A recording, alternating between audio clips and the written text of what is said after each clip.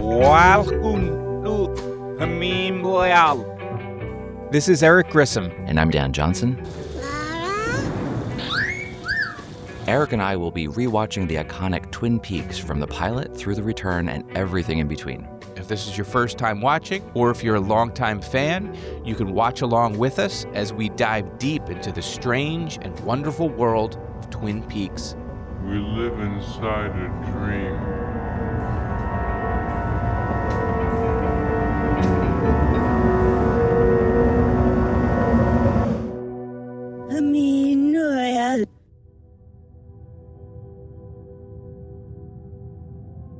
Today on Meanwhile, we are back for the final part of our 3-section. It's hard to say because I want to say 3-part. I want to say I broke the return into 3 parts because it's 18 parts. Let's call them volumes. But these are parts. So yeah, okay, volumes. Because you don't want to call it act because they're not act breaks. No. Volumes is a good call, Dan. Good job. Can I ask you something? End of volume 1, yes. How did you come up with this grouping of parts? Divided 18 by 3. This is Eric Grissom math. Just double check him. He did it in his head, but is 18 divided by 3? So yeah. So we're going to be off next week. If you're going to be missing us so badly with that week without us, then you might want to consider joining the Patreon, and you'll get a little something extra to tide you over, a little taste, as it were. Before we get to it, we got some bookkeeping to do on our YouTube page. So we post on YouTube, we post on Spotify, we post on Apple Podcasts. We're all over the place. And on YouTube, we get some comments now and then. And on our part 4 discussion, brings back some memories, Raga Raven wrote, Eric, your theory regarding Twin Peaks not existing when we don't see it would explain the makeshift family Christmas photo, like it was created quickly a half hour before this scene plays out. Love this theory. Well, I love your addition to that theory because that is something that does feed into that. So that's very cool, and I like that. So thank you, Raga Raven. Also over on Instagram, Smart T-Phone Goth wrote, the clues that Gordon and company are going through, in my mind, lead to the... But I will not tell you. I'm mostly putting this in here for me. If you remember, when we talked about the FBI had like... bunch of beans on the table. They had a silencer on an Uzi or semi-automatic weapon. They were able to sort of connect it to something, but we didn't get to it. It's something we're going to get to later. So I'm just going to wait for that before we get to it. Right. So yeah, we got thank you for the addition to the theory. I really do like that. And we're going to get to your theory as well. Smartphone goth.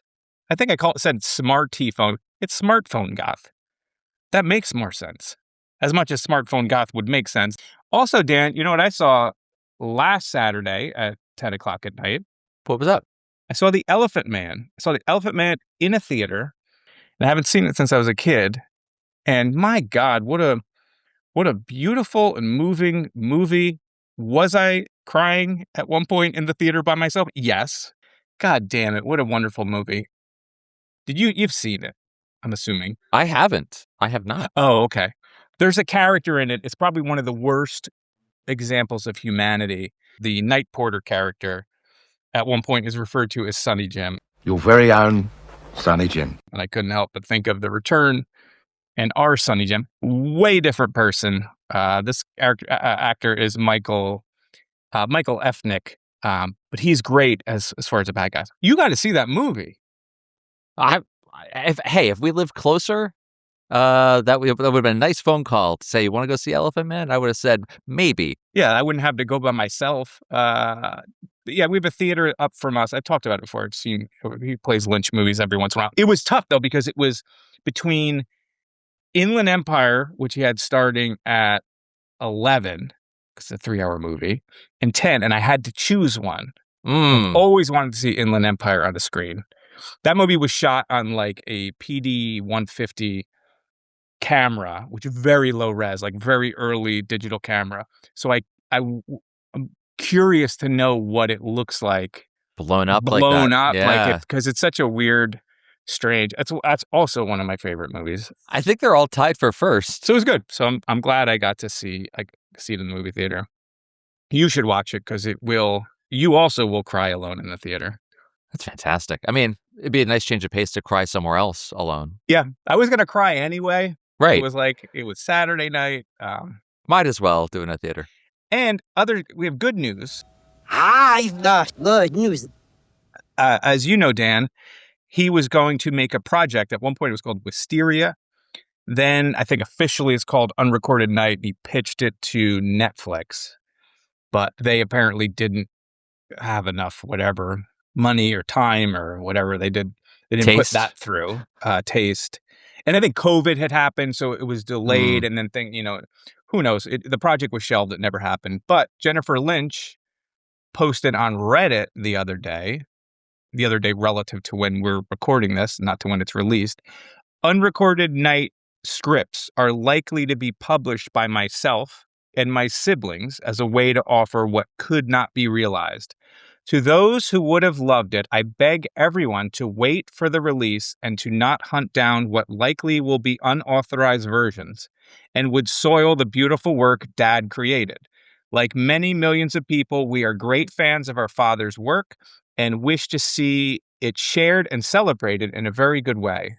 We know there is a wanting, and we feel the need to fulfill Dad's gift as best as possible. So some form of publication is coming, maybe a hardcover book of the script, or who knows, something is on its way, which is nice to hear. That sounds incredible. I mean, I wonder, he's an artist as well. So does he sketch things out? I mean, that'd be I'm just imagining like a nice hardback bound edition with the script and sketches would be amazing if I had a wish list. But that sounds incredible. Very exciting. Yeah, that would be great if there was anything or notes. Yeah. Or, supposedly Sabrina Sutherland said it's like the best thing he ever did. He's a great writer. He's a fantastic writer as well as a visual storyteller. So if you look at some of his scripts, they're great. So I would love to see it. There's a part of me, though, that wishes, and maybe she would not be into it, but I would like to see Jennifer Lynch adapt it as her own thing, but just to see what that would have been like for her to take her, because it's not going to get made. Yeah. I would like to see what that vision would look like and what she would bring to it and what is there in the source material. But who knows? Maybe that's not something she would ever be interested in doing. That's just a little fantasy. Put that out there. That's nice. Yeah. That's it. So let's jump into the actual reason for you to be here. Part 6, Don't Die. Good advice for all of us. It premiered on June 11th, 2017 on Showtime. Dan, let's get into it. Let's get there.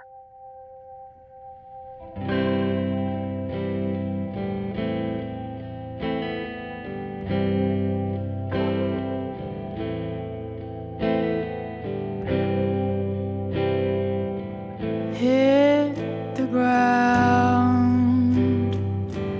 The yard I found something I could taste your mouth. Shut the door. Now in the sun. You Jones? Yes. Now let's get to it. Explain to me exactly what Dougie did to make him owe you money. He borrowed it. What do you mean he borrowed it? He took points on a football game. He got greedy, he doubled down. It didn't work out for him. Out 20 grand he was, plus interest. Now that was 3 weeks ago. Meter's still running. It's up to 52. So let me get this straight. People were playing games. He made a bet where he lost $20,000, but you want him to pay you back $52,000. Very good. That's correct. Okay, so you get this straight. My husband has a job, he has a wife, he has a child. He does not make enough money to pay back $52,000 for anything. We are not wealthy people. We drive cheap, terrible cars. We are the 99%ers, and we are shit on enough, and we are certainly not gonna be shit on by the likes of you. Nevertheless, lady. So here's what we're gonna do. Without my knowledge, my husband came to you for a loan of $20,000. You were nice enough to give it to him, but he should never have been gambling like that. I'm going to pay you back. Now, at my bank, where we make less than 1% interest on what little money we have, people will be turning cartwheels just to get 25% interest on any loan. And that is what I'm generously going to give to you right now. $25,000. That is my first, last, and only offer.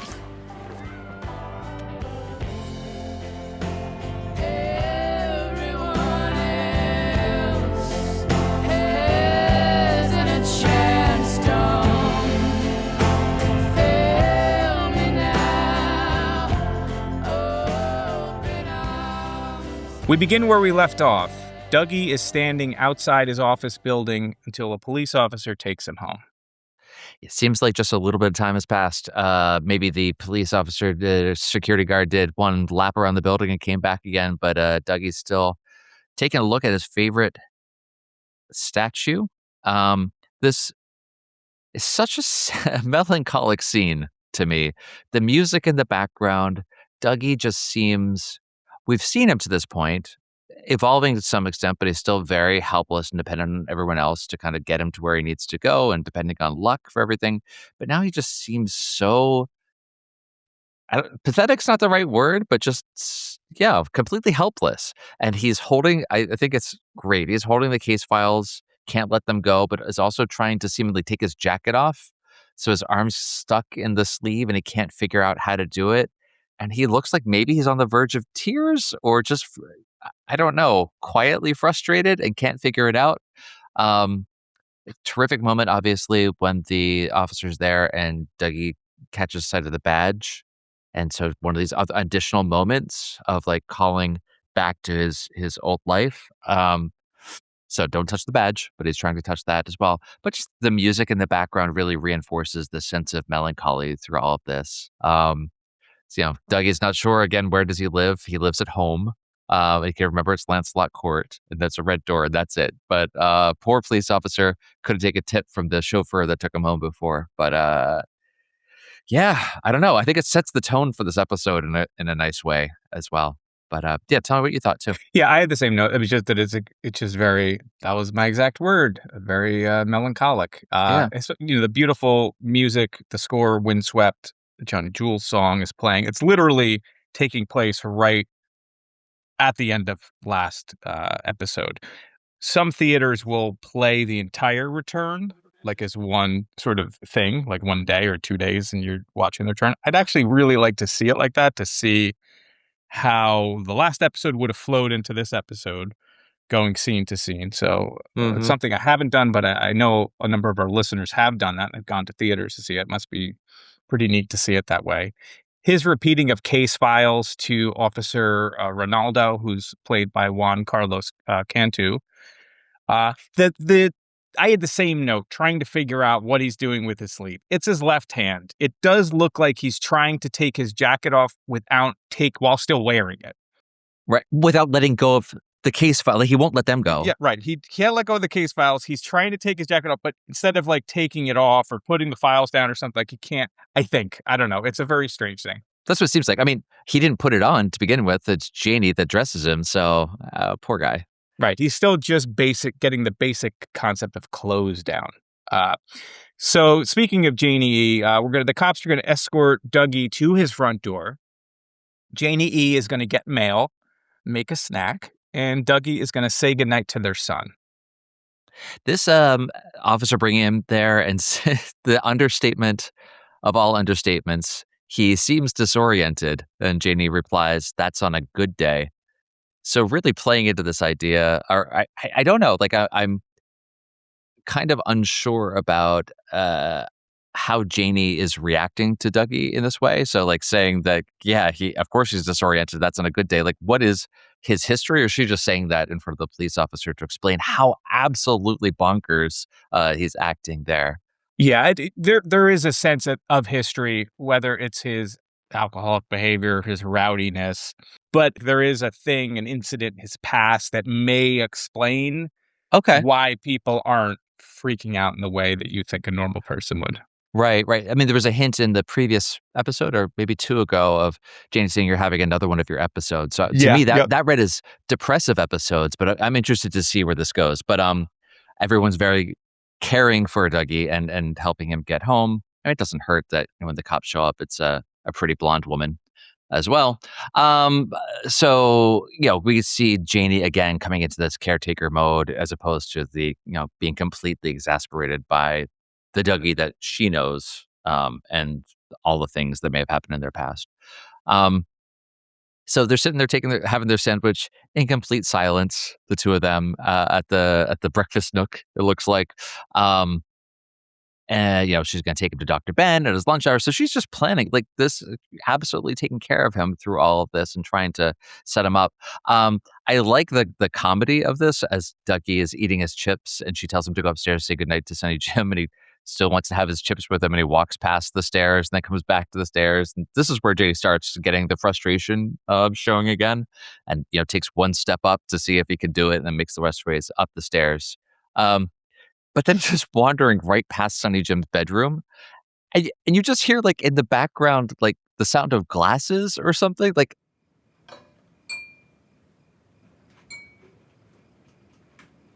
who knows what he's like stumbled into and is doing down the hall? But the one thing I was going to say, like you talk about the chips, like to me, what drives him even to go to Sonny Jim's room is because he has the chips and she's reaching over, not for the chips, but he thinks that she wants his chips and he kind of turns the chips away, and that sort of drives him away, which makes it so much more meaningful when he's with Sonny Jim and he offers the chip. Oh, that's great.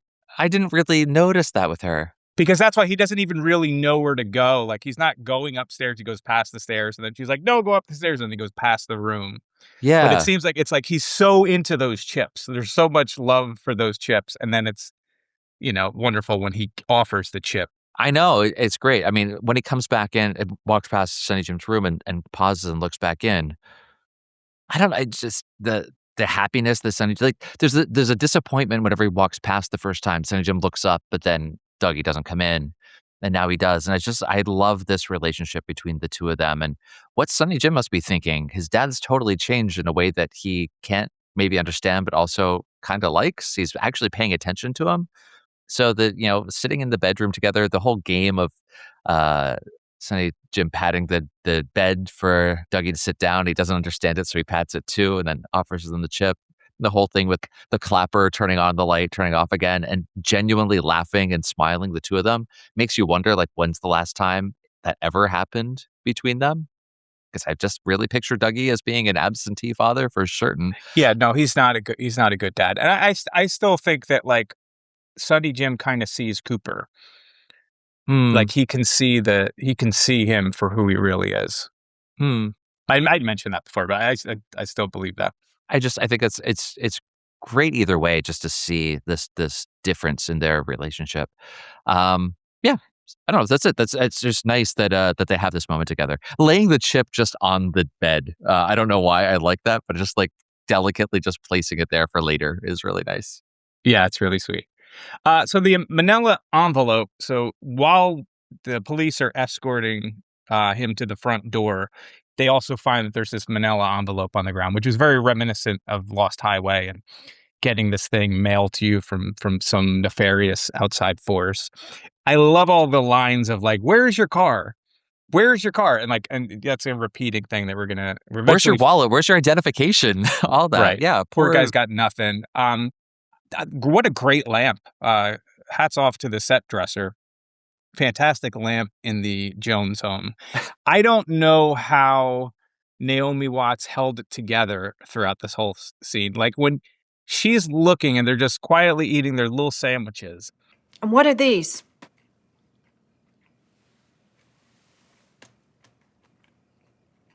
Code files.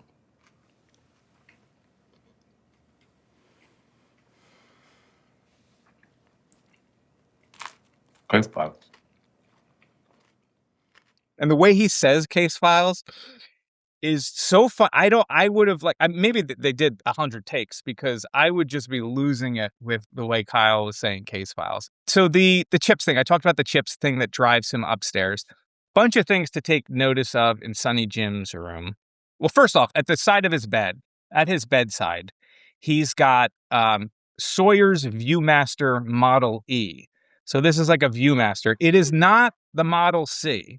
I say that because I have the Model C. Oh, you do? Look at this. Which is right here. And this was almost in my fans of the show that are listening. I'm holding up a Viewmaster Model C that belonged to my father.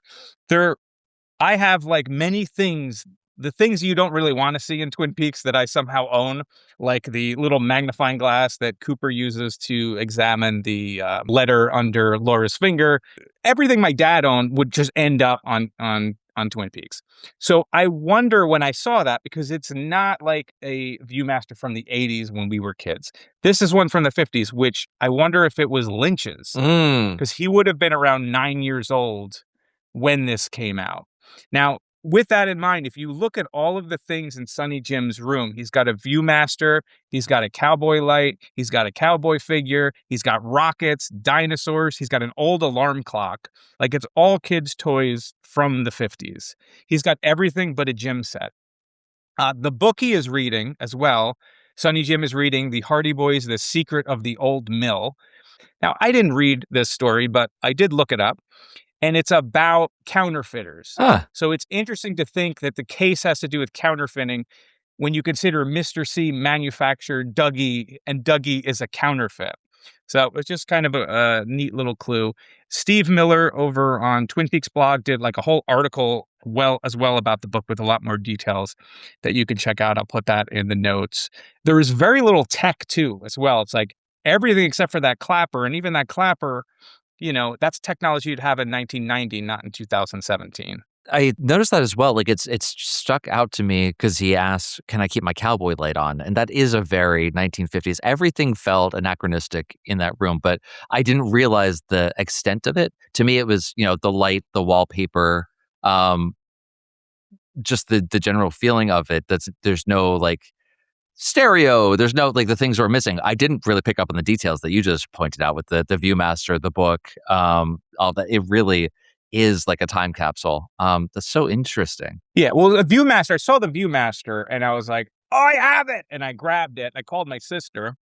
I'm like, hold, because there's so many things that literally my dad and freaking Twin Peaks is very connected. My dad also died in 2017. I was thinking about that when I was talking about the statue that's modeled after Lynch's dad, which is also like a cowboy. Then there's a bunch of cowboy stuff in here and like all those sort of connections. But yes, it's all stuff basically from the 50s. There's the shot of his bed, but then even when they show the other wall, on the wall, he's got like an old retro future looking rocket. There's like a brontosaurus up. Like, it's just, he's not on an iPad, or there's no iPhone or anything like that. So it's very cool. And Sonny Jim is such a pure character. Sonny Jim is the child of Janie and the manufactured Cooper.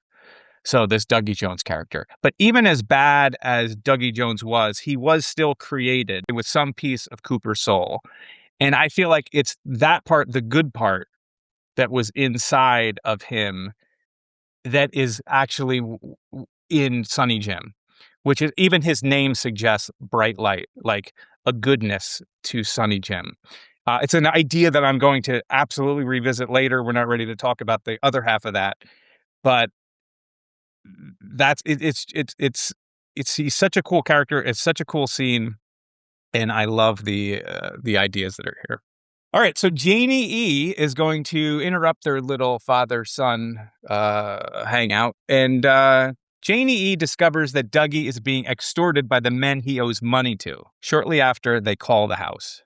Yeah, Janie in, you know, protective nurturing mode, that's out the window now when she sees the photos that were delivered from the manila envelope. Dougie's unabashed joy at seeing Jade in the photo. Jade! He just has this big smile. Jade give 2 rides. I'll bet she did. So great, because he's just so unguarded. Why wouldn't he be? Every time he says her name, every time Janie says Jade's name, he just smiles so big. That's great. It's the first person he met in this world, so why wouldn't he? She did help him out.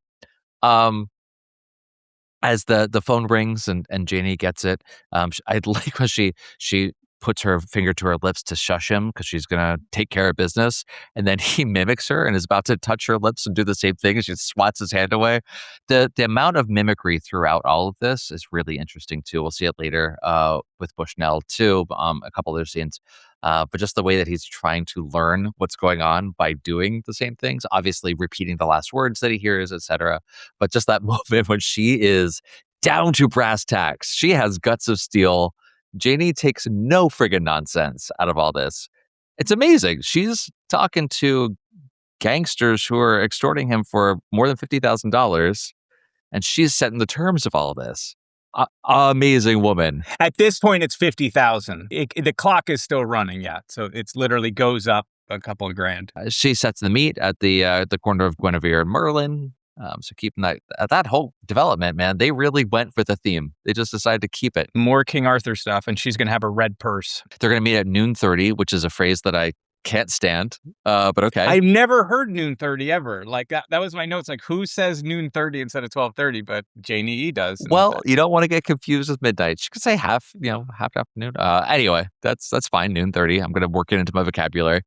Janie does say, like, we're going to take care of this. The last thing we need is you losing your job.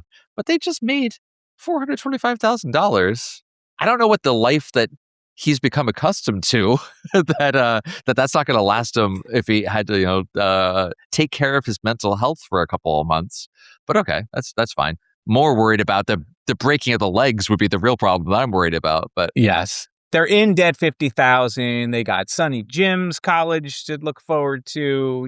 She's not working, so it's they're not going to retire on this. I'm $400,000 Janie. Not going to last, Dan. Okay, yeah. He can't lose his job. He can't lose his job. It's so important for him to do the work. Like, the show doesn't go on without him doing the work. And it's Janie E who makes him do the work. Like, if she didn't make him do his homework, it wouldn't have gotten done. So it's like another person pushing Dougie towards whatever direction he has to go in for this story to go on. So thank you, Janie E, because if you just gotten to bed, he'd be still sitting at that table and probably never would have gone back to work. I was a little surprised after all of that. Maybe she was just, riding high on the adrenaline of having taken charge of everything. But as she walks by him, Dougie's still sitting there at the table, and she kisses him on the head and calls him sweetheart. I don't know why I just found it surprising in that moment, if it had happened before the telephone call or before she got so frustrated with him. But in that moment, it's just like she comes back to him again. It was just nice to see, but also just kind of surprising to me.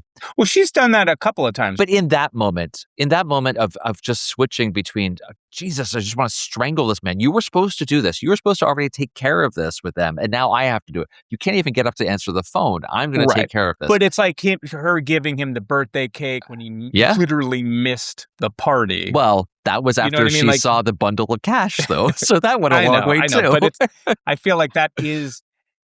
It's their relationship. In her character to be always loving. It was just in that moment, it just struck me as a little... it was good. It was interesting, but it was surprising to me. Last two things related. After she leaves, and she says, if that's what's this pile of things? If that's work from the office, you better get on that right now. Like, he has school work to do, continuing that theme again from the previous episode. But Dougie's sitting there and he rubs his finger across the 7 in the Lucky 7 logo. And in the audio track, there's the humming, buzzing coming up, and that carries over into the switch to the assuming the stoplight at Sparkwood 21, and the buzzing kind of amps up even more, becomes more staticky, and we hear that again later in the episode too. But that was great. What do you got that I missed here? You covered everything. I mean, we see the blackmail photo that has been mailed to them. It reminds me very much of like the photos that Jeffrey Beaumont took in Blue Velvet. I love when she says, "What a mess you've made of our lives, Dougie." He is a father to this kid. He's wrecked their lives. I mean, he's now added another layer of stress, but I love it. I also love Tomorrow's a Big Day, and then Cooper saying big day. That back and forth is amazing. And again, more emphasis on where's your car. This idea of his car and where his car is going to be is important. But now we're going to go over to, as Dan said, we hear that sound of the wind and the electricity, and we're going to see the street light, and then we're going to go into the red room.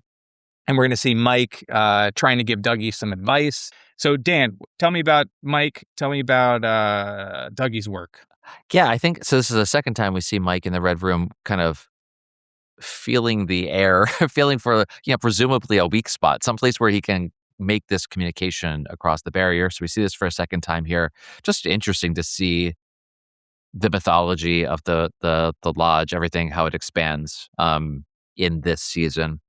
So Mike being able to speak to him, I mean, I don't know, maybe you have theories or maybe things become clearer later about why is he able to do this to anyone, or is it something particular about Dougie or Cooper or whatever that he's able to make this connection. But that's pretty cool. The sound of this, it's like as Mike speaks to him, it says you have to wake up. Very important. You have to wake up. Don't die. Don't die. Don't die. You have to wake up. Wake up.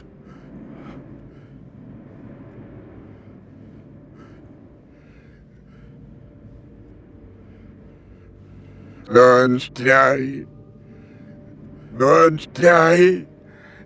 Don't die.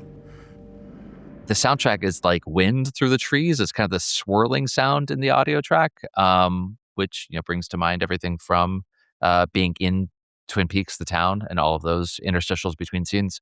Again, though, it is so interesting to me that whenever we see Mike in the point of view of the Red Room, we're always looking down on it, and it looks like far away and down from us. It's it's the second time now. It's just such an interesting choice to shoot it that way, as opposed to being as though he's in the same room with him or something. But that perspective is very interesting to me. Then as Dougie is sitting there, not knowing what to do really with the case files in front of him, those little white dots of light on the page as they move around and kind of guide him. So again, we get these, what have we seen? We've seen the Red Room over the casino, one-armed bandits that are going to be lucky. We see the flash of light on Sinclair's face whenever he knows that he's lying. We get this here as well. So Dougie's kind of scribbling through. It reminds me of like this automatic writing, which was like a technique that mediums would do, just to let the spirit speak through them. So just the way that he's holding it in a grip like a toddler, which Bushnell kind of refers to later as these childlike scribblings. Absolutely, that's exactly what he's doing, and just kind of following those dots. I don't know what to make of, he's making these dots around important things that Bushnell kind of connects the pieces together. I don't know the meaning of the ladder seams that he's drawing and stairs. So I'm looking forward to see. I'm making notes in my notebook for this for later to see what that is all about. Yeah, I think that it's mostly to call attention to the police that are involved and the agent. The ladder, I always think of like part 2, it's the ladder that goes up to where Briggs's head was floating. I don't know about the stairs. There is going to be a staircase that we're going to see later, much later. That we get into like the place above the convenience store and all of that stuff. I don't know. I think it is sort of just neat little things to be drawn. But the things about the names, right? The names that are on here, and making a connection to that. That part seemed pretty clear to me.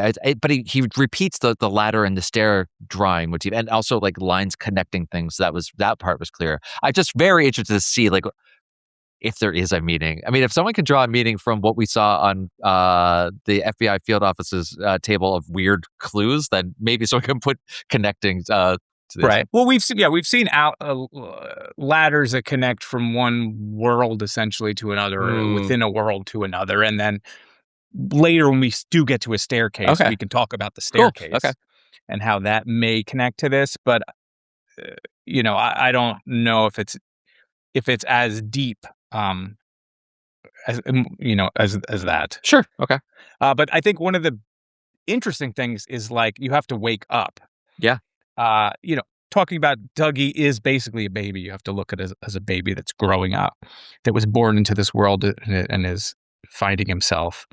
But we're always hearing about, we lived inside a dream. A dream. We live inside a dream. And about dreams and about this world being a dream. and dreams within dreams that we saw in Fire Walk with Me, and for Cooper to wake up as if he's slumbering, and then he will wake up into some other place. So that's neat. Don't Die. We'd already known that one of them has to die, and if it's Cooper that dies, like I guess that it would imply Mr. C is going to live on, and we can't have that. As he's looking over the paperwork, the windswept music is playing again, so that's adding to the sort of the beauty of the scene. And when the marks go over these things, the first document we get is a burglary claim form. The insurer is Jake Cavello. He's listed as the hotel owner. He was in the art department as a PA. Oh, great. We also see on here that between 3 and 4 a.m. there was a robbery. We talked about the spirals. I talked about how the ladder reminds me of what happens in, I think it's part 3. I may have said part 2, but I think that's part 3, right? And on the second document is a workman's comp claim, and we can glean a little bit of info on this page. So the claimant is Nancy Darren, and the agent is Tony Sinclair. Now, Nancy Darren was the set designer on the show, so hats off to Nancy for that wonderful lamp or table fixture that you had in the Jones house. There's a note on that about the coverage as being for workplace injuries. The third document is the most important one. It's a list of fatalities, but the property owners are Rod and Brad Mitchum. So the Mitchum brothers own the property where all of these things, all these deaths were happening. It's a fatality list. The investigators who performed that were Loomis and Detective Stockton. So we keep seeing their names associated with these sketchy claims. The locations of the deaths, if you look, are like registration desk. Between the registration desk and the east entrance. Second floor stairwell, lobby elevator. It's a very dangerous building. Sure. Like, who is dying at the registration desk? Multiple people Yeah, apparently. are dying. Again, all of these things are done through Tony Sinclair. So it's connecting these things. You see that's the police, same cops, same Tony Sinclair. And now the Mitchum brothers, who we know from the casino. So we're connecting all of this stuff together. So now not only is he winning at their casino, but he's works at the same insurance company that is doing these claims for money. Okay, so as the rain pours in Philadelphia, Albert stops by Max Vaughn's bar to find an old colleague. Yep. This is just the best Albert scene. Especially just entering into the bar. It's just wonderful. Poor Albert, stuck out in the rain and cold, stuck in Philadelphia. Sorry. I love a night when on the town when it's 32 degrees and raining. Meanwhile, Cole's like, I'll be thinking of you as I drink this. Thank you, sweetheart. Fine, Bordeaux. Yeah. Wonderful. It's just, it's so good. He also says, let me remind you, this work you are doing tonight is very, very important. So another 2 varies. We got the 2 varies from that Cooper interview. It's coded words for these FBI guys. That's terrific. Obviously, the best scene, maybe in the entire episode, is "Fuck Gene Kelly, you motherfucker." So Yeah, that was good. great. Oh my god. As he's walking into Mac Vaughn's bar, just that neon sign just makes me think of the Bang Bang bar sign in the Roadhouse. Feels very similar. I have the 2 screenshots together, even the direction that is being held and the lines off of it looks very cool. Love that it calls that back to mind. The logo, too, is a megaphone, which reminds me both of Lynch, who would talk on set out of a megaphone, but also a little bit of like the phonograph at the firemen's. Listen to the sounds.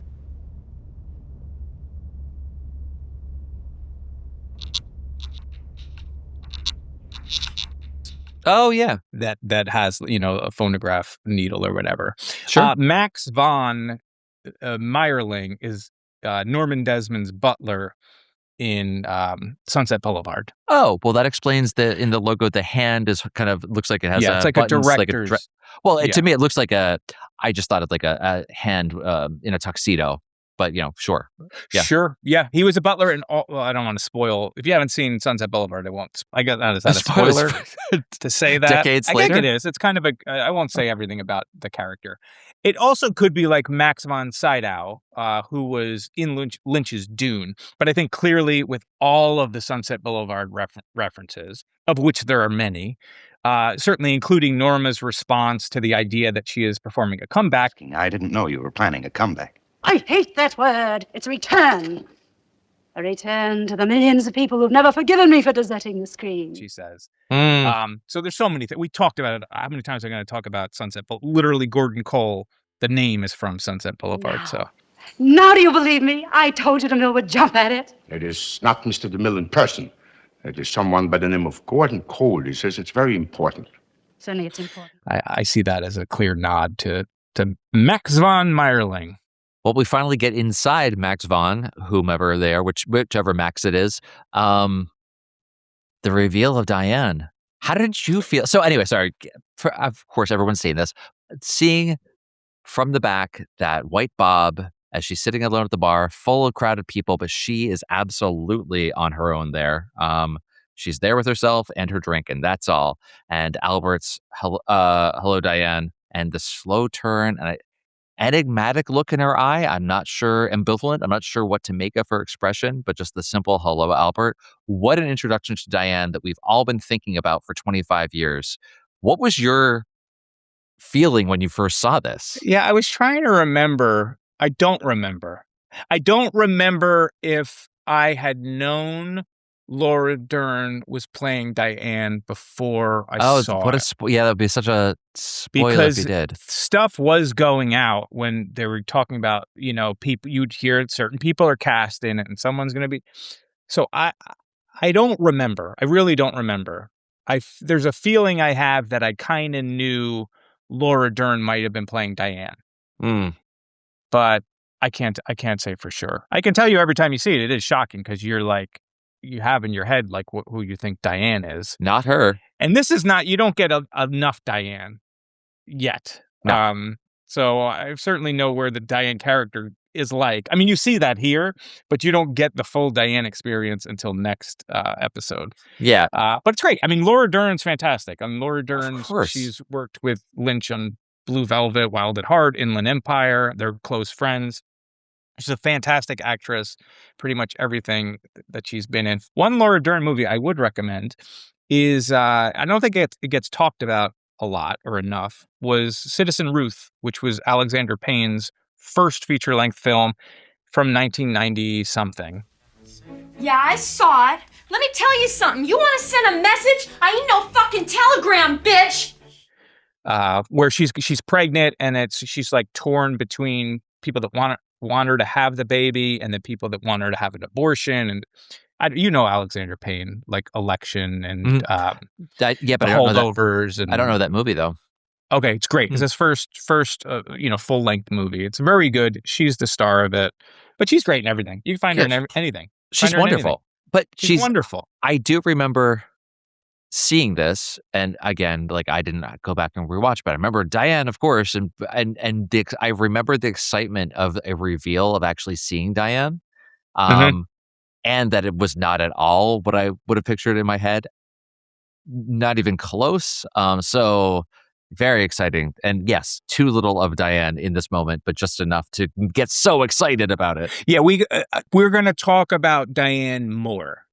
Oh, I know. I do recall there's a lot more. Right. She is a very divisive character.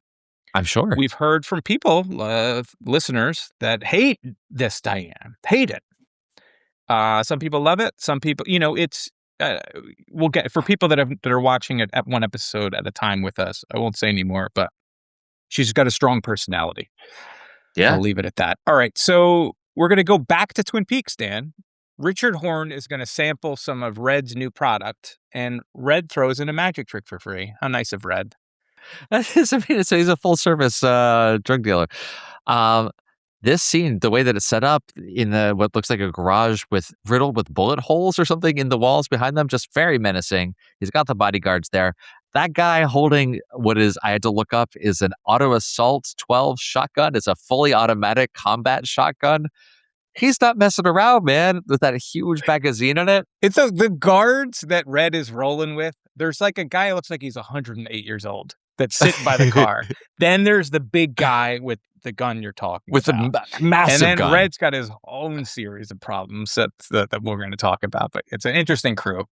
The guy with the gun, just if you watch him the entire time, he is so amused with Red and with Richard's response to Red. He's just like front row seat to a show, and it shows on his face the whole time. It's great. But we start off with, I guess Richard's doing a big old rail of Sparkle. Is that what it's called? It was Sparkle? Yes, which Sparkle down from Canada, which reminds me so much of, I talked about Riverdale. Maybe did I talk about Riverdale? Probably in the You did run. mention. I like Riverdale. Yeah. It's a great show. Their drug was Jingle Jangle. So like you're hearing the Sparkle and they had the Jingle Jangle. This is your brain. This is Jingle Jangle. This is what happens to your brain after taking Jingle Jangle.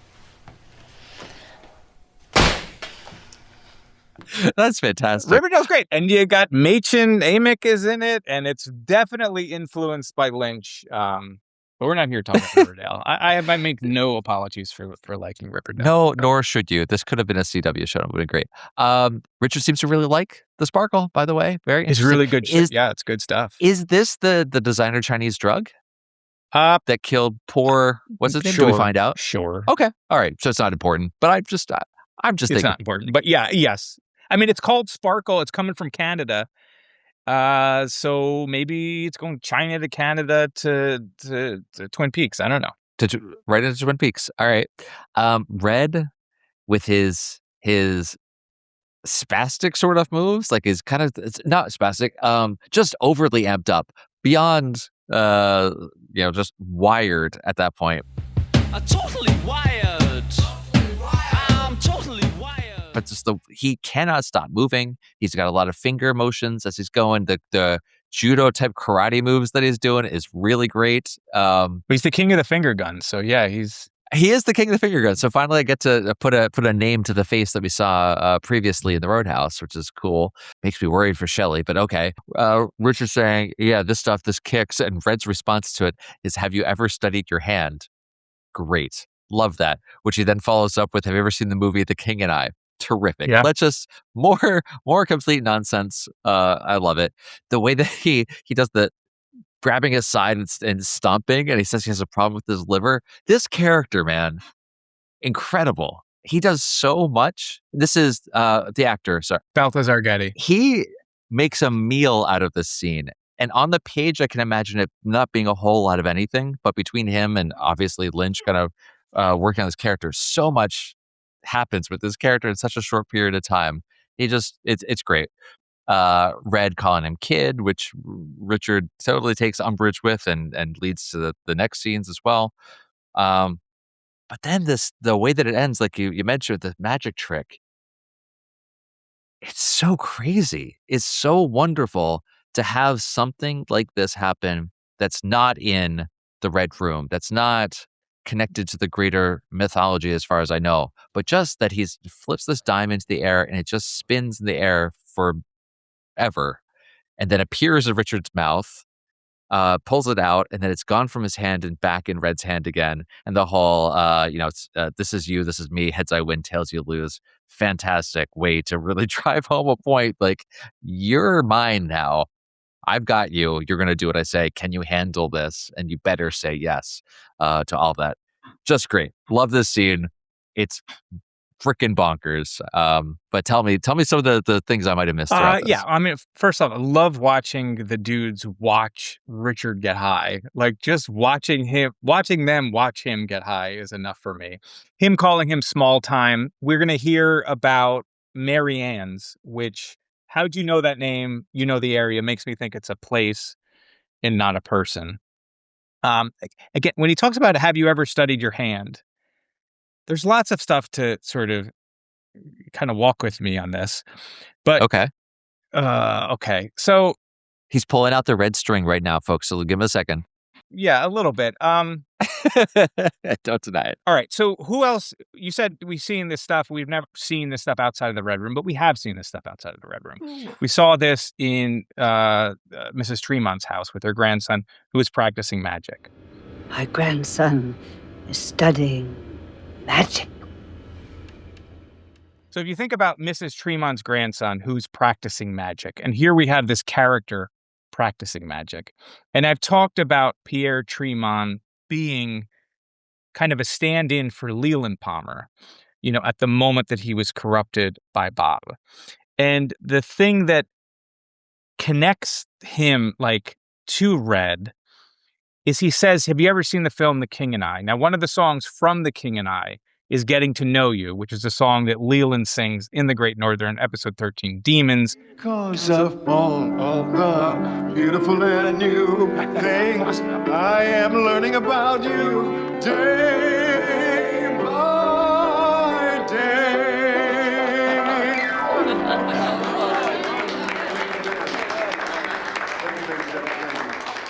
Great Northern audiences are the greatest audiences in the world. Thank you. Good night. Drive carefully. The King and I. Give it a rest, Leland. Trudy's on the piano.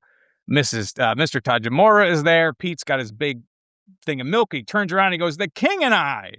So is there a world in which Red is Pierre Tremont in some fashion, still practicing magic, still doing these tricks, still connected to Leland? At least they enjoy the same music.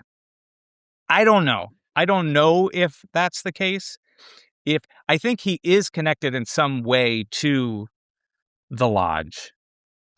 He almost doesn't have control over his body. Like he's driving this vehicle for the first time, but doesn't quite know the controls. Watching have you ever studied your hand, not being able to really control the liver. So there's things that are weird about him. But the King and I thing, immediately you got to think of Getting to Know You. That's interesting with the hand thing and the shaking, because we've seen previously the hand tremors before things happen. So that's actually, wow, that's another note. And he's got it starts with his left hand too as well, that he's sort of looking at, and then switches it over to the right hand. But the Tremont thing and the grandson and his magic, my grandson's practicing magic. He's making cream corn appear and disappear. He's making this dime appear and disappear. The idea of heads you win, tails you lose. How many of us haven't at one point in our life been in a sketchy situation when we were 7 or 8 years old, playing that game with some bully? And of course they do the heads you win, tails you lose game. We've all been there. We've dealt with that guy before. So I love that. The feel of this scene, with Richard Horne is fantastic. He is a horrible person. We've already seen him do horrible things. We're going to see him do maybe the most horrible thing that you're going to see. But there's something about him. The actor is fantastic. So I do enjoy his screen presence. Even just watching him get high and talk about that these small towns are so easy, and isn't the sheriff 90 years old or something? Hey, these fucking little towns, they're a pushover. Law enforcement's asleep at the wheel. Fucking sheriff here is 90 years old or something. And he does a very good guy that just got high in front of a bunch of psychopaths with guns, who's also got a chip on his shoulder and don't call me kid. And I love that he immediately calls him kid. It's fantastic. Yeah, that's it. The thing about the King and I is the only thing. There's a lot of stuff I don't 100% understand. I'm not 100% saying this is Pierre Tremont. I'm just saying, isn't that interesting? That is very interesting. I like that. We're back, not to bother you, but to shower you with kindness. Just like the kindness that was showered upon us, better get a slicker, because we have a crew of people that have warmed my heart and tickled my fancy. 3 states you can't tickle your fancy anymore. They'll throw your ass in jail. No, Dan, who are we talking about? Who are our Black Lodge supporters? The top level. Oh, special thanks to all these fine folks for supporting the show. Chuck Suffel, we're talking about Gregory Flanagan, Don Adamo, of course, Banjo Track, Eric Knopf, Charlie Tapper, Jake Jagello, Matthew Fuller, David Melito, Daryl Deason, and Dana Gould. Yeah, very exciting. I'm very excited for all of them. I was going to say something like, literally, I'm watching the Mel Brooks documentary, and then several minutes later, someone came out of my television set. I gave you $5. He's in the movie. He comes out of my set and into my phone, and then it pops up on my phone, and he's in the Black Lodge. So I hope you get out. I hope you weren't wearing the ring. All right, let's. Pops up on your phone and says, "How do you like the movie so far?"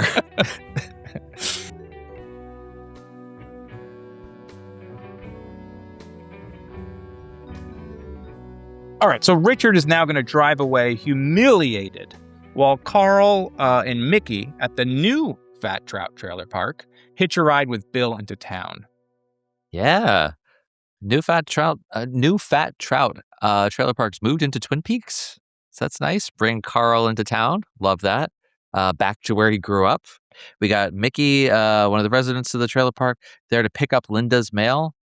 Was that before? It was Richard and Linda, right? Well, we have a Richard, and by way of Richard Horn, and now we have a Linda. Okay. So is this the same Richard and Linda the fireman told us about? Or is it just two characters with the same names like Mike and Bob and Mike and Bob? Which happens all the time. Yes, that's great. We shall wait and see. But certainly, yes, it's the first time you hear Linda. And if you're listening to the sounds, you hear that Linda, and then you realize, oh my God, I've heard Richard. We haven't heard Richard. You only know Richard from the credits, but we're actually hearing Linda.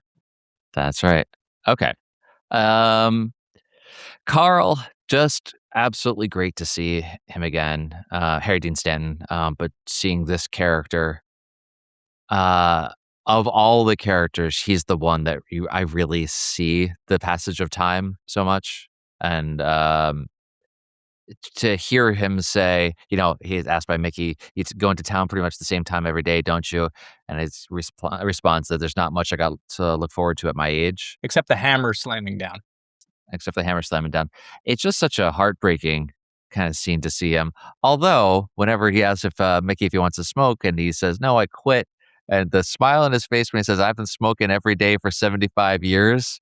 Yeah. I love that. He's just got that big grin on his face, like, frick that. Yeah, so the two of them head into town. The whole conversation about the government, and it sounds like Linda is maybe getting veterans benefits but having trouble getting them, and finally gets her electric wheelchair on top of that. But just the two of them going on about fuck the government, and it's not helping them out. But yeah, I think that's a really important detail, though, that we glean from that is that she is a veteran. And that she's wheelchair bound. And we're going to hear about another veteran later that also paid a terrible price for the war. So it's like we get two veterans in this episode that are not doing so good. One certainly no longer with us. Well, tell me your thoughts on this as well. I like the build up. I like the way that the scene is edited and paced, because you get that initial Richard getting pissed. Richard crying almost, because he's coming out of this bully who's saying, don't call me a kid, and he's still getting called a kid, and he's upset about it. And so you plant that seed that's going to grow into a terrible bunch of thorns that's going to cut your heart open. I like the character of Mickey. This guy is played by Jeremy Lindholm. It's a very small role, but it's nice to get more of Carl through him. Yeah. So to have all these questions you talked about, the business about him not having much to look forward to. Linda, again, talked about the Linda bit. I just like, Carl's happy to smoke. I think we covered everything else. So now we're going to cut over to the Double R. Miriam is going to chat with Heidi and Shelley and pick up some coffee for a friend. So we got a glimpse of Heidi previously, but now we get a full scene with her as well. Her giggle is just on overdrive. Yes, she's laughing up a storm. There's a lot of laughing going on. She's tickled by Miriam and Miriam's luck in finding desserts with her name on them. It's a cute little scene, the two of them going back and forth. Just Heidi's like giggle just it's just this close to driving me crazy, but it's on the good side of it. It's pretty terrific. I love the moment of Shelley being when Heidi says, Miriam can't afford to give us a tip like that. And Shelley's idea to treat her next time, I just thought was lovely. The two of them kind of feels very much like a thing Norma would do as well. I just liked seeing Shelley this mature in this, in her role here. All the things that are going on around her, obviously not great, but I do like this moment that she gets to have. Even though she is sort of making eyes at Red, who, like Leo, is running the same drugs from Canada through town. So. I am real worried. I don't recall where any of this goes, but I feel so scared for her even knowing or even looking in the same direction as Red. She has a type. Real scared. Do you want to keep going, or you want to do this before we get into the bigger stuff? No, I mean, I think Miriam is played by Sarah Jean Long. Heidi is played by Andrea Hayes. I like this scene because it gives you something. You learn a whole lot about Miriam from her personality, obviously, but that she's a teacher, that she's poor, but she's very generous. So she's not only tipping well, but she's getting a coffee for someone who loves double R coffee. So you get a little bit invested in this character for later, because this will not be her last episode. So it's nice to get just a little bit of this for that down the road. All right. So meanwhile, Carl is going to watch a mother and a son play, and then Richard is going to take that all away. Yeah, I mean, Richard's still stewing over being called a kid, just amping himself up more and more as he's driving that huge truck. Magic motherfucker. Magic motherfucker. That's the best line. Magic motherfucker is pretty good. But we get Carl sitting on the bench, just looking at the trees, and we spend just a little bit of time with him. We get his point of view, looking up in the wind going through the trees at the park, and he seems actually content in that moment. It's really nice. And then we see the mother and the son coming by, playing kind of game of chase, and he's just kind of delighted by that. So it's just a really nice, beautiful moment for Carl, almost just meditative in a way. And then, man, it just completely goes off the rails in a way that, of course, has to happen. The way that, it just goes from tranquil to horror in just a couple of steps, literally. Sometimes things can happen just like this.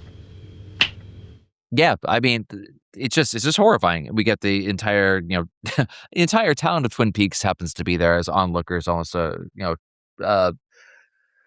showing the horror of this. Obviously, we don't need that, having seen the mother just wailing and keening as she's holding the kid's body. Even the driver of the truck that waved the kid by, just putting his face in his hands. Everyone just feeling this.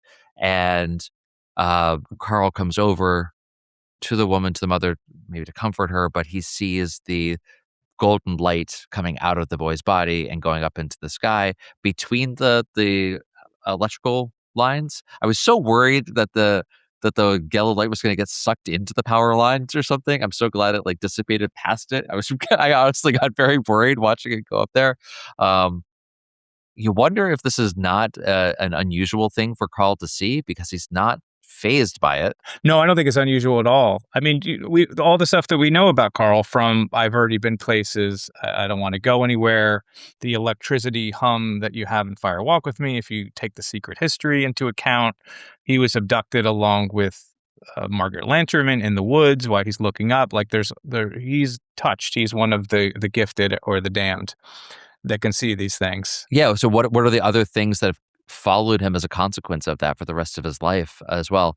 And then just this ends with the shot of the electrical power line pole with the 6 on it, just like at the Fat Trout. And it's the same sound. That electrical sound is the exact same one. I went back and played it, but obviously the same one as we heard with the street light at Sparkwood and 21 earlier in the episode. So you just get the same electric sound there. It's great. What a heartbreaking scene. How fantastic, though, a performance from Harry Dean Stanton. I love this for him. Yeah.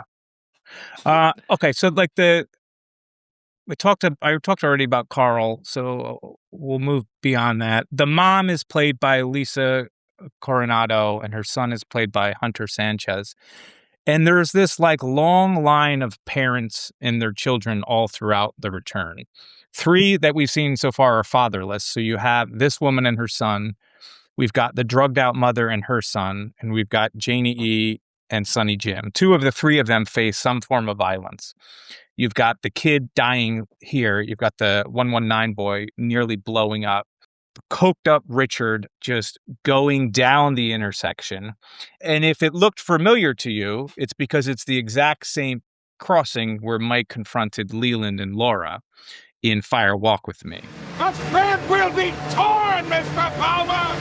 Oh, come on! The thread will be torn! It's here! It's yours! Oh. The boy and his mom cross in this scene, while in Fire Walk With Me, it's an old man. And if you can even look at that old man who's with a woman as an old man and his daughter, a father and a daughter. And in this scene, like a reflection of that is a mother and her son. Yeah, it's very cool. If you can see on the left, there's like a white door and there's what looks like a window and it says like auto body shop or something. Yeah. In the original version, that was actually a garage. So you can see it when you look back at this scene, you can see it. It's the exact same corner. All the landmarks and stuff have changed in time, but it's the same thing. And we remember that scene with someone crossing. It's very cool. So yeah, so it's so incredibly sad too when you think about the life of the truck driver that motioned them across. And how many times did that happen to you where you're driving, trying to get someone to pass and someone's coming around you? That's how accidents happen all the time that way. It's so heartbreaking. Richard also spots Miriam, which is not good, as we know about Richard. Oh, that's true. Carl watching the soul leave the body and then comforting the mom in her grief, and we hear that electrical energy. The music that's playing at that time, we've heard before, it's Angelo Badalamenti's Accident farewell theme.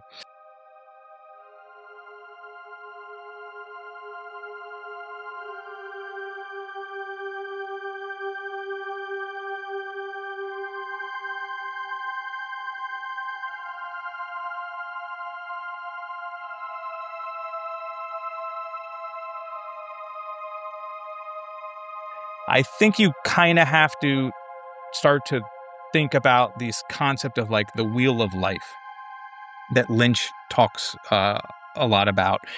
This is something that for fans of the show that are fans of Lynch that have read Room to Dream, if you're anything like me, you didn't realize the audiobook of Room to Dream and the print book of Room to Dream are totally different, which because I had heard someone post like a video where Lynch is talking about the wheel of life on it. And I'm like, that's not quite what I remember. And it took me so long to try to find the quote in the book because I own the hardcover.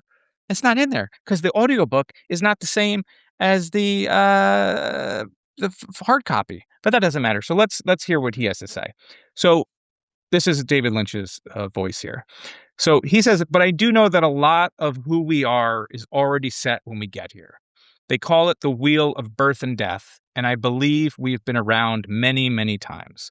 There's a law of nature that says what you sow is what you reap, and you come into life with the certainty that some of your past is going to visit you in this life. Picture a baseball, you hit it, and it goes out, and it doesn't come back until it hits something and starts traveling back to you, the person who set the baseball in motion. That's from the book. Now, on the audio version of the book, he says this. I believe in this thing they call the wheel of birth and death, that we are all on a wheel of being born, living, dying, spending some time on the other side, and then getting born and living and dying until we gain what they call supreme enlightenment.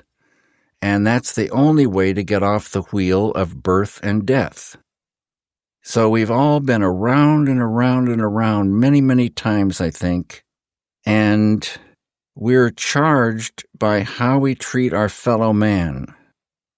And there's a law of nature, they say a very hard and fixed law.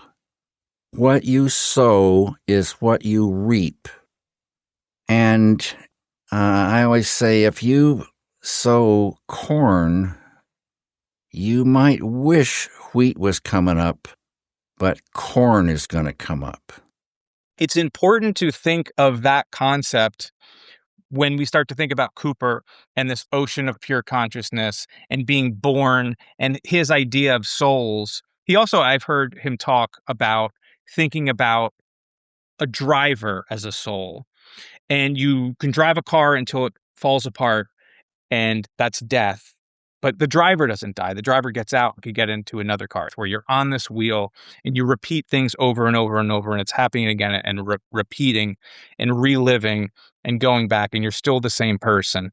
And I start to apply that to the idea of actors and going in and out of the show, and the soul that's in Cooper that is in this body, and maybe it'll be in another character's body, but it's still the same Cooper, and the soul that's in Laura is the same as these souls. And here we see a boy die and his soul ascend into this other place. Now, maybe that boy had achieved pure nirvana or pure supreme enlightenment with his mom, and now he is free of this wheel of birth and death. I don't know, but I think the spiritual part of Lynch, I feel, is on display, especially in this scene and in all the stuff that we're going to start talking about and have talked about. So I just think that's interesting. Everyone is also moved by that, but Richard. It's like he makes a point of showing the impact on the whole town. Even when you were saying it was like everyone's there. Like you see people in the background like crying, like all over the place, but not Richard, that piece of shit. Number 6, Paul Hummon. We know the connection to Carl. I've already been to places. Like it seems to be affecting, coming nearer to Carl as well. So we'll see where that goes. All right, we are back in Las Vegas, Dan. Mr. Todd receives a secret message and makes another arrangement to handle the Dougie problem. In Rancho Rosa Estates, the police recovered Dougie's license plate on the roof of the drugged-out mother's home. Yeah, so Mr. Todd, come back to him again, sitting there tip-tap typing away on his laptop. You get that ominous red square in the middle of his screen, and he's, uh-oh, I know what this means. What does this mean? It means he's got to go take a tissue. The entire time, he never touches the cabinet, the safe. No, he doesn't want his prints on there. Can't touch it. But doesn't want his prints on the folder to tie back to even the safe, like everything. He doesn't all of that. I mean, he's a very particular guy, Mr. Todd. So, and then the folder that has, we find out, an assignment in it just has a single black dot on the front of it. Very ominous. Definitely caught his attention. He didn't like it staring back at him as we went back to work. So we got that. We got we're back in Rancho Rosa again. The woman's still shouting 119, 119. No one's come to help her yet. 119. I don't know. I don't really have a whole lot else on this. It was just, seeing the cops there, the extent of the debris from the car blowing up, the fact that it landed on the roof. Yeah, all the evidence numbers. There's like 1,000 evidence numbers, like pieces of flesh or whatever of the bodies and whatnot, because the coroner is arriving. Yeah. So you got to remember what had happened there. Several people died, but then the officer climbing up onto the roof to read the license plate out as well. Yeah, I don't know. I had forgot that the drugged out mother was also in this episode. So it kind of changes a little bit where my thought of that she was going to wake up and become a better mother last time. And here she is still yelling 119, which, by the way, 119, if you add it up, is 11, which are Twin Peaks. Okay. Eric, what happens next? At a premier hotel, Ike the Spike receives the new job from Mr. Todd, kill Lorraine and Dougie.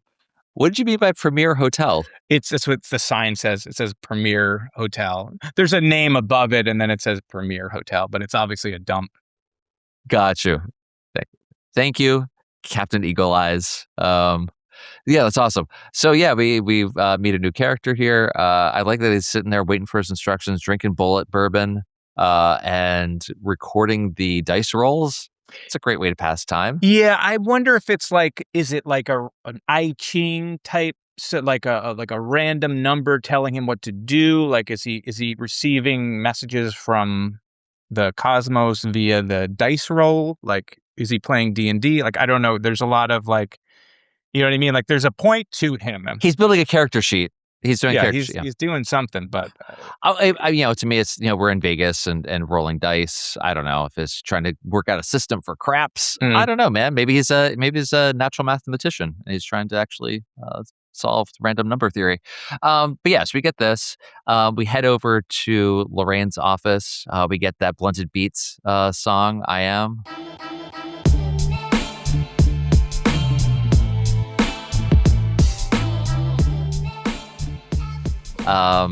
The lyrics, I am a good man. I didn't know that, but that's at least according to the lyrics on Apple Music. Every time you see Lorraine, you hear that song. So when he pulls the picture out of her, the song plays. He stabs Lorraine's photo, then he stabs Dougie's photo. It is great to see. We saw Dougie's photo here and with Jade before, but just again, see that transformation of the physicality of the Dougie character versus Cooper as Dougie. Great just to remember that wig. I don't know. Yeah, R.I.P. the Elvis wig. It's great. The thing that I love the fact that every time this woman's on screen, you hear that music. Ike is played by Christoph Zajac Denik. Hope I'm getting your name right, Christoph. Spike was the nickname also that Jack Nance gave the baby in Eraserhead. All right, so we're going to jump over to the Lucky 7 insurance offices where Dougie's boss, Bushnell, wants a word. We got Dougie with more elevator hijinks. This time, not getting off the elevator when Phil is calling him. Quit clowning around. But he's drinking his coffee. Which, of course, makes you think of the Haps Diner clown. No, I'm just kidding on that. It just makes you think of the Haps Diner clown. What this does make me think of when Dougie takes that step forward and then gets caught in the elevator doors when they close because he's drinking his coffee. The buzzing sound of the elevator is the same buzzing sound when he gets stuck in the revolving door at the Mustang, which is not really a sound that plays on an elevator when it happens, but I do like the electrical, caught between at a threshold there. He's in a liminal space between the two spots. That's pretty cool, but just calling attention to it as he gets stuck there. But it's just also funny. It's just I love Dougie. I like Dougie so much more this time around than I recall liking him the first time. When they finally make it through the reception area and Bushnell sees he's coming and he's just calling Jones, yeah. And Dougie's just kind of looking around. It's fantastic until he calls Dougie, and obviously Phil's job mostly now is to shepherd Dougie from place to place to where he needs to go. It's neat because no one has ever said Jones. He only knows Dougie or Dougie Jones. He does not know Jones. Maybe now he's figured it out. But he's picked it up. Anthony Sinclair, love how much time we spend with him being incredibly paranoid and worried. Paranoid with a good reason now, we find out. He's got plenty of reason. He was called a liar right in a meeting. And Dougie's walking into Bushnell's office with an armful of papers. So, yeah, I think he's got good reason to worry. What a good, creepy character. I love it. Finally, in Bushnell's office, we get to see Bushnell being so frustrated with this. The child, what am I supposed to make of this scribblings? Help me make sense of this. And Dougie repeats, make sense of it. Come on, help me, Dougie. Help Dougie. It's just the little echoes, these little repetitions are great on their own. They have their own meaning, but it's just really cool. I like Dougie. I mentioned this before, but the mimicking that he's doing as he's looking at Bushnell's poster, the Battling Bud poster, and he starts making the glove. But then he puts the coffee in the other hand, so he has the same hand. And at the end, whenever Bushnell has this realization, connecting the dots of what Dougie was doing, and he reaches out his hand to shake, and Dougie, this is the second time he's done this with handshakes. He turns around to mirror the person, like he's doing the same thing. Like he did that with the thumbs up with Sonny Jim. So good. Yes, that's right. It was a thumbs up and he turns. It's very cool. I love this, just like that detail that he keeps doing it, all these little echoes. And he's he's almost like, I see this, like he's learning how to fight too, if he would need to fight one day. He's picking it up from the poster. That's all he needed was just a poster. It's pretty good. Anyway, yeah. Well, Windswept once again makes an appearance while we're looking at the forums when he's saying, "How do I make sense of this?" And he's looking over all these things, and you hear the same Windswept song that was playing when Dougie was making the marks. Of course, we have to go over the new claim forms. The meanwhile promise is you'll get the information on these claim forms. So this first one is a plate glass loss from storm damage. The insurer is Caroline King, and Dougie this time is the agent. She was the art department coordinator on the show. So hello, Carolyn King. Another report is the adjuster's status report. Same two cops, these crooked cops, Loomis and Stockton, with Tony Sinclair as the agent. So those are the ones that you know are suspect. Scott Cameron is the insurer. Now, Scott was the first assistant director on several episodes, a lot of episodes of the original series, and the first assistant director for the entirety of The Return. He'll end up being on screen in a future episode. Then the last one is a liability supplemental application for David Eubank. Dougie was the agent on this one. David Eubank is the first assistant camera for Camera A. Detectives here are Han and Gasparo. No idea if those names mean anything. I was unable to locate information for that. So you talked about the handshake thing. That was very funny. So on the ones where Dougie was the agent, what were there drawings and things on those too? Yes, he also circles his own name on ones as well. And they also have stairs. So I think he's just highlighting these things that are bad, even if Dougie is part of things that are bad. It seems like the big thing is Tony. Okay. All right. At the playground, Janie E. presents the lowlives Dougie's indebted to an offer they can't refuse. More of Janie E. being a badass. Love this. Going through the entire litany of, well, how much should he borrow? Well, you'd be crazy to get a rate of return like that. We'd be lucky to get, we're one of the 1%. We get shit on by everyone. We're not, my God, this woman talks her way through all of this. Is even when she's about to hand over the money and she takes it back at first and then says, like, what are you doing? What's this world coming to, basically?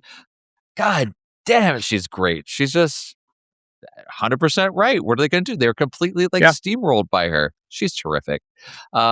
Just noting that we're in another park filled with kids laughing and having fun while this business is happening. We had a park previous that was all tranquil with the kids and everything. So again, that little repetition, but completely inverted there. And I just like the character, one of the tough guys, I think his name was Jimmy, just calling her a tough dame. Understatement, man. Boy, is she. Yeah, Jimmy's great. He's Jeremy Davies. He's great. He's been in a ton of things. I had to look him up too. It's like I've seen him in everything. He's been a lot. First time I remember seeing him was Spanking the Monkey. First David O. Russell film. That's him. Okay. Yep. Great scene. Just Janie Powerhouse. The other guy, Tommy, is Ronnie Jean Blevins. A great monologue. Like, what kind of world are we living in where people can behave like this, treat other people this way without any compassion or feeling for their suffering?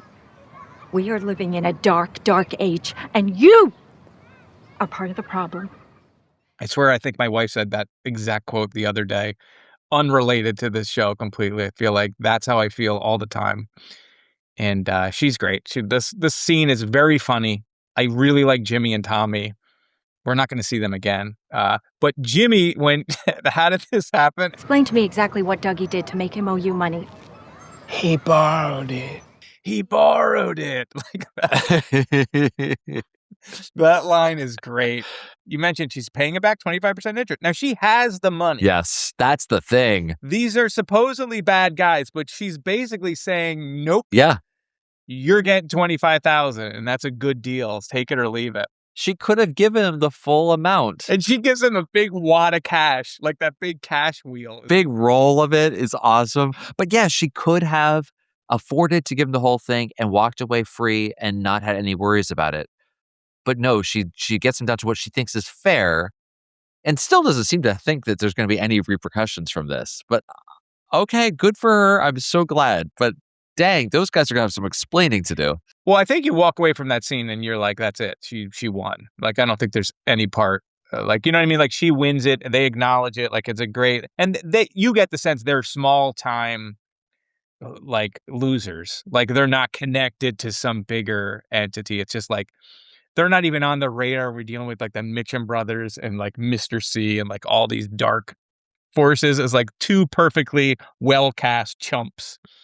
They can't even really extort money correctly. Yeah, I mean, I'm glad that's the way that turns out. Although, you know, with this show, we just keep finding connections among characters as they keep revealing themselves. So I wasn't sure if they would come back to the Mitchum brothers or something else as well. So I'm glad to see that Janie did a good job there. Yeah. All right, so now we're going to go over to Lorraine's place of business. Ike the Spike completes the first part of his assignment. Right. So we're in Lorraine's office building here. Again, we get what's the song? The I Am again. Her theme. I Am, yeah, old school hip hop beat.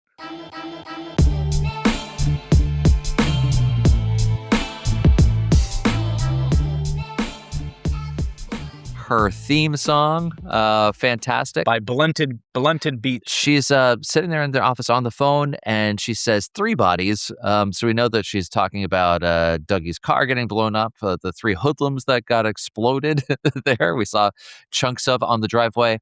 And then just Ike comes in like a hurricane. This is so gory, and it goes on for so long. Yeah, it's insane, this scene. Poor Lorraine. It is absolutely nuts. The blood spatters everywhere. When the coworker comes by the office and sees what's going on, and Ike turns, and that feral growl on his face, terrifying. And he chases her down. You're just like, there's no way, man. Why would he? He could just leave. Nope. At least we don't see that one on screen. No, he leaves no witnesses. You hear it though. And it's just disgusting. But then, in a great sort of turn, it comes out and he looks down at his ice pick and it's completely bent. He's also like, there's a chunk of hair on it. It's just like, it's covered in gore, but he's sad because he bent his tool. So, oh no, it's so good. Oh, what a crazy scene this is. With that music playing too, it's just amping it up the whole way. It's nuts. Yeah, I love that he bends his spike, and we'll see if that has an effect later. Just the way that he reacts to it is wonderful. It's so great. Oh, it's funny. It's very funny. But okay, so Richard is now going to park his murder weapon and try to clean it. So this is interesting to me. We see Richard pulling into like this clearing near some woods. I'm not sure that is the place, but this shot it just reminds me of the clearing near Glastonbury Grove, where Wyndham leaves the car and they go out. I'm sure, I don't think it is, but just really reminds me of that kind of setting. Point is though, it's just the trees in this clearing. There's a couple of cars that are kind of, one seems abandoned. They're just there. And he pulls in. When the camera reverses and we look through the windshield at Richard, we see power lines and the same pole from the shot, but they're not actually there. So I just love that superposition of it. And you hear the electricity in the poles. It's like it's following him from the murder. The scene of where it happened. But I love that it is completely there and imposed on that, but we know that it's actually not there in the real world. So just that connection is really great. He's like marked by this and it's following around. That's cool. I don't know. Just gotta say, he doesn't do a great job cleaning off his murder weapon and just throwing stuff into the woods like that. Not the best, because I think this guy's kind of a hothead. I don't think he's really thinking things through. Yeah, he's not a good guy. He's not a good guy. I don't have anything on. We can jump off that. I mean, it's just him trying to get rid of the blood. You talked about the only thing I wanted to talk about, which was the electricity in the pulse. So let's jump over to the sheriff's station. Hawk drops a coin and discovers something hidden inside the stall door. Yep. Finally, some of the stuff is paying off here, it seems. He drops an Indian head nickel, goes rolling over into one of the stalls. Yeah. It's a buffalo nickel, right? Yeah, I think you're right. Yeah. He definitely realizes something's happening here, turns around, and he sees the manufacturer of the stall is Nez Pierce, which we saw in the Secret History as well. So has something to do with your heritage. Great to see that. Obviously, the logo is also the Indian head, so Hawk's heritage is definitely coming into play here. He goes out to get the ladder and comes back in, and Chad comes in. God, Chad. I just love that no one has patience for him at all. He's such a shit. Yeah, everybody hates Chad. Why is he still there? And it's so gross because Chad he's got a book. He's taken an hour. I tried to figure out what the book is he's reading. It looks like it's You Shot It, with the O being like a gun site. But I couldn't find any. I don't know if it's a book they made, like a prop book, and doesn't exist, or it looks like I don't know. Maybe it's not. It was even on the Blu-ray. It was hard to focus on it, but it looked like the title is You Shot It, and not You Shit It. It could be, I guess, maybe You Shit It. But I'd love if it was something completely like really highbrow, like Infinite Jest, just to completely throw us off. He was going to be in there for a while, though, right? That was the takeaway for sure. And just like Chad saying, "Did you clear this with the sheriff? I'll tell him if you don't." God, I just love that they're making him into such a vile character. It's terrific. It's terrible. And then Hawk pulling out, who knows what it is, but it's some paper. Look like pages to me. It looks like pages from a book, handwritten. Baze pulls out the pages from between those pieces of metal. So we got important stuff happening, Eric. All right. So also important's happening is Doris is arriving. She's arriving at the station, and she's going to let Frank know the car's not fixed. And we learn it's not the only thing that's broken. Again, it's just so sad. But it is great. Doris, her entrance coming down that long hallway is fantastic. You feel her coming before you even see her. She's a presence. So that's great that the two of them having that argument, continuing the same conversation that we had from before, basically. But the important part here just being Chad being a complete shithead. I wouldn't take that off or whatever he says about this. I wouldn't take that off a woman. Just complete misogynist, complete jerk in every possible way. But the important thing we find out is that Doris and Frank's son killed himself. And the way that Chad gives us the information that he was a veteran, that he couldn't handle being a soldier, and the little whining cry that, God, he's perfect. He's so terrible. He's just the best pile of garbage there is. It's terrific. And then the only other thing is, do you know the officer's name that sits next to him? The one that has Deputy Jesse. Okay, the one that leans in from his hip a lot. Yeah, he just kind of looks off into space to the sound of ringing, which is Sharon Van Etten's band. Yeah, as the music comes in, he's just staring off. What an interesting. I don't know if there's anything more happens with this character, but every time you'll see him more. On the screen, I'm just like, what is he doing? Why is he doing it? It's fascinating by it. But that was it. Yeah, I mean, I talked a bit last time, like taking Doris aside, and that's because I know about this scene as well, and I'm way more into Doris. She comes in and says the car's not fixed, and he just immediately dismisses her.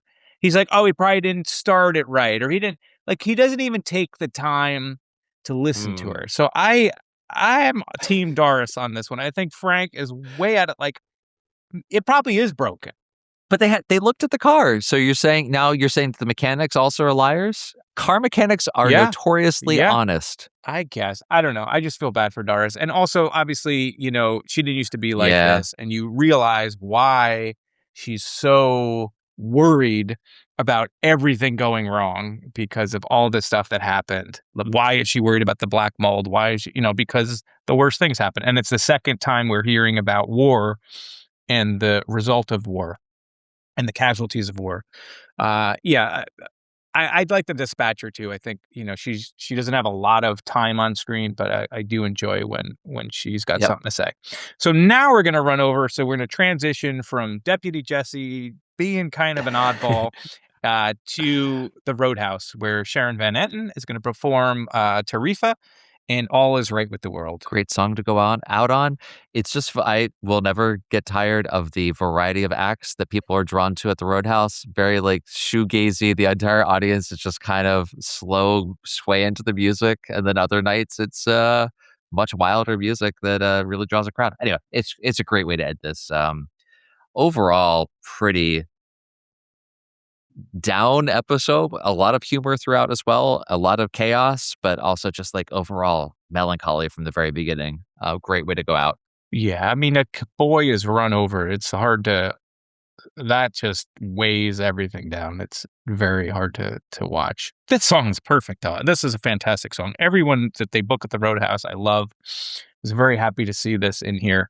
I had seen on Reddit some user named Mavoy had posted that he did like an Ask Me Anything with Sharon Van Etten and asked her like, oh, what was it like to record in the Roadhouse or whatever? And this is from Sharon.